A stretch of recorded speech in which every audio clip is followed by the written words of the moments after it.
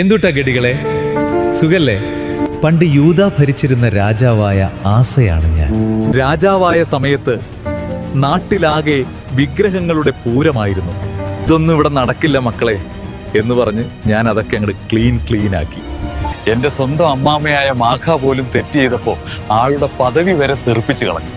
കാരണം നമ്മുടെ ഹൃദയം സെറ്റായിരിക്കണം. അതിൽ ഫുൾ സ്പേസ് ദൈവത്തിന് മാത്രമായിരിക്കണം. ഒരിക്കൽ 1 മില്യൺ പടയാളികൾ എന്നെ അറ്റാക്ക് ചെയ്യാൻ വന്നു. എനിക്കാണെങ്കിൽ ആകെ കുറച്ച് പിള്ളേരേ ഉള്ളൂ. ഒന്നും നോക്കിയില്ല, ഞാൻ മുട്ടുകുത്തി നിന്ന് കർത്താവിനോട് പ്രാർത്ഥിച്ചു.